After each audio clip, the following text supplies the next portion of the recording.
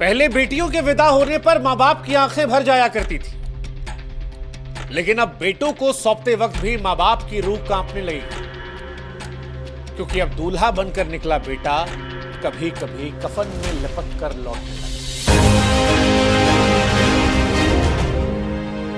पहले मुस्कान रस्तोगी ने जिस तरह से अपने पति को मारकर ड्रम में डाल दिया, और अब मेघालय की सुनसान वादियों में राजा रघुवंशी के साथ जो कुछ हुआ उसने मानवता के रिश्ते को तार तार कर दिया है। क्योंकि जो कुछ हुआ वो सिर्फ हत्या नहीं थी, वो उस भरोसे की चिता थी जिसे हम और आप शादी का नाम देते हैं। क्योंकि कातिल कोई बाहर से नहीं आया था, यह कातिल उसी सिंदूर में छिपा था जिसे प्यार का प्रतीक माना गया। राजा की शादी की तैयारियों की तस्वीरें देखकर मन सिहर उठता है। बहन के साथ जो वो ट्रांजिशनल वीडियोस बना रहा है, या पत्नी को जिस तरह सिंदूर लगा रहा है, या जिस तरह से वो मुस्कुरा रहा है, उसे देखकर मन में यह सवाल उठता है कि हे ईश्वर, अब भरोसा किस पे किया जाए? क्योंकि शादी 7 जन्मों के वचन की कहानी अब नहीं लगती। ऐसा लगता है कि मौजूदा दौर में शादी एक जुआ है, जहां दांव पर कभी भरोसा कभी जिंदगी होती। अगर आपकी किस्मत अच्छी है तो उस शादी में आपको प्यार मिल जाएगा, और अगर राजा जैसी किस्मत है तो आप अखबार की सुर्खियों में आ जाएंगे, जहां पर छपा होगा पति की हत्या, पत्नी गिरफ्तार। शादी 7 फेरों के बंधन से कहीं ज्यादा 7 बार सोचने का फैसला बन गई है। इन सब के बीच मुस्कान हो या फिर सोनम, इन दोनों के पति और इन दोनों आशिकों के घर परिवार, पढ़ाई लिखाई, शक्ल सूरत सीरत कुछ भी देख लीजिए तो आपको यह एहसास होता है कि वाकई में प्यार अंधा होता है। क्योंकि अंधा ना होता तो इस तरह के लड़कों के लिए अपने पतियों को मारा ना जाए, और जिस तरह मारा गया है उसके बाद हमको यह समझ नहीं आ रहा कि इस प्यार को हम क्या नाम दें। इन दोनों को देखने के बाद यकीन होता है कि प्यार न सिर्फ अंधा होता है बल्कि बेशरम, बेसुध, बेहया और बेहुदा भी हो सकता है। वरना कौन सी घुट्टी पिलाई जाती है इन लड़कियों को कि एक पढ़ा लिखा, कमाऊ, सलीकेदार पति छोड़कर ऐसे फटीचर और छपरी लोगों को वो गले लगाती है और इनके लिए अपने पतियों को मार डालती है। मुस्कान हो या सोनम, आप इनके लड़कों के चैन पर मत जाइएगा। आप जाइए उस बात पर कि इन्होंने किसको छोड़ा है।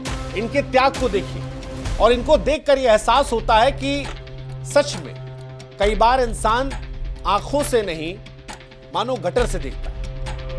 मैं अभी भी समझ नहीं पा रहा हूं, इनके पतियों की शक्ल से, इनके पतियों के खानदान से, इनके पतियों के रुतबे से, उनके परिवार से, उनकी नौकरियों से जब इनके आशिकों की मैं तुलना करता हूं तो मुझे समझ नहीं आ रहा। जिनको ये छोड़कर गई उनके चेहरे में गरिमा थी, उनके घर में शांति थी, अच्छे परिवार से थे, अच्छे कमाने वाले लोग थे। वो शायद जो अपनी बीवी के साथ पूरी जिंदगी खुशी खुशी रहते, और जिनके पास ये गई हैं वो एक नंबर के नशेड़ी और छपरी वाले लड़के।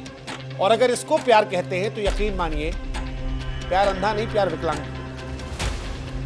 ये गुनाह जैसा है। और अगर ये प्यार माना जा रहा है तो हमें ऐसा लगता है कि ये प्यार बीमारी है, और यही बीमारी जो है वो सोनम को लगी थी जब उसकी शादी। 11 मई साल 2025 इंदौर, राजा रघुवंशी अपनी दुल्हन सोनम के साथ 7 फेरे ले रहा था। ढोल नगाड़े बज रहे थे, आंखों में सपने थे, लेकिन शायद ही कोई ये जानता था कि ये फेरे प्यार के नहीं बल्कि मौत के। जिसे वो सिंदूर समझ रहा था वो असल में उसकी मौत का तिलक था। जिसे वो प्यार समझ रहा था वो धोखे की सबसे खतरनाक शक्ल थी।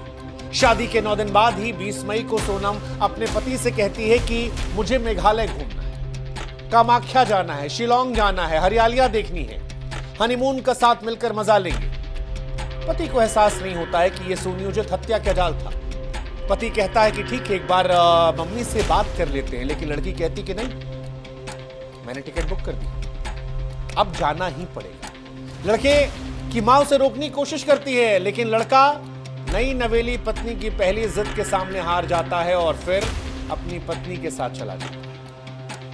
हैरानी इस बात की कि टिकट सिर्फ एक तरफ हुई थी। 22 मई को दोनों मेघालय पहुंचते हैं। वहां पर वादियों में सीढ़ियों पर ट्रैक करते हैं, किराए का स्कूटर लेते हैं, सब कुछ परफेक्ट हनीमून की तरह होता है। फिर 23 मई एक सुबह बहू अपनी सास को कॉल करती है कि जंगल में खाना नहीं मिल रहा, रास्ता बड़ा मुश्किल है। पति ट्रैकिंग की जिद कर रहा था, वो थकान का नाटक करती और फिर फोन ऑफ हो जाता। इसके बाद 2 तारीख को राजा की लाश मिलती। सिर पर धारदार हथियार के निशान होते हैं, गहने गायब होते हैं, पास में सोनम की जैकेट होती है और किसी को कुछ समझ नहीं आता। हर कोई इस कपल के लिए आंसू बहाता है। हर कोई ये सोचता है कि यार एक नया नवेला जोड़ा यहां से मेघालय गया था, क्या हो गया, क्यों हो गया। लोग लापरवाही का जिक्र कर रहे थे, बीवी के साथ किसी अनहोनी का जिक्र कर रहे थे, लेकिन इन सारी चीजों से पर्दा 9 तारीख को हटता है जब गाजीपुर के एक ढाबे से ये लड़की प्रकट होती है और पुलिस के सामने सरेंडर कर देती है। और यहीं से सारे सवाल खड़े होते हैं क्योंकि पुलिस ये कहती है कि ये सरेंडर एक नाटक था,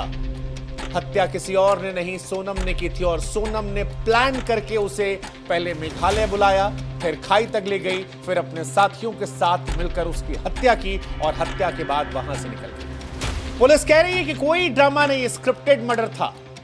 सोनम का राज कुशवाहा के साथ अफेयर था, शादी हुई लेकिन उसका दिल दिमाग राज के पास था और बार बार सीसीटीवी फुटेज में भी वो दिखाई पड़ती है।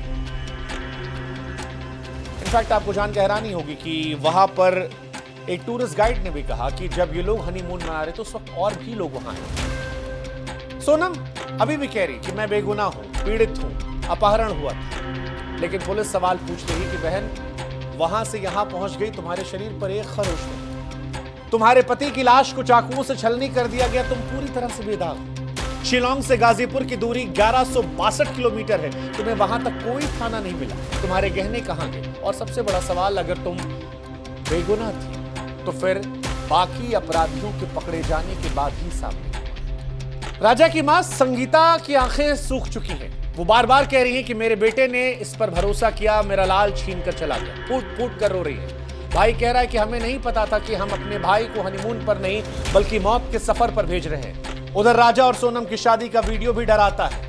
जिस तरह से राजा रस्में निभा रहा था, हंस रहा था, मुस्कुरा रहा था, मेहमानों के बीच अपनी दुल्हन को प्यार से देख रहा था, उसके बाद लोगों को शादी से डर लगने लगा है। लोग कह रहे हैं कि क्या मजबूरी थी, अगर लड़की को शादी नहीं करनी थी तो वो छोड़ सकती थी, परिवार से बगावत कर सकती थी, लेकिन शादी के 10 दिन के अंदर अपने पति को मारना कहां से जायज है। अगर आज से प्यार था तो वो भाग जाती, पति से तलाक ले लेती, लेकिन एक माँ का बेटा, एक बहन का भाई, एक परिवार का सहारा आखिर क्यों छीन लिया गया, क्यों शादी जैसे पवित्र बंधन को दागदार कर दिया गया। हालांकि ये घटना सिर्फ राजा की हत्या नहीं है, जैसा कि हमने पहले भी कहा कि ये उस भरोसे का कत्ल है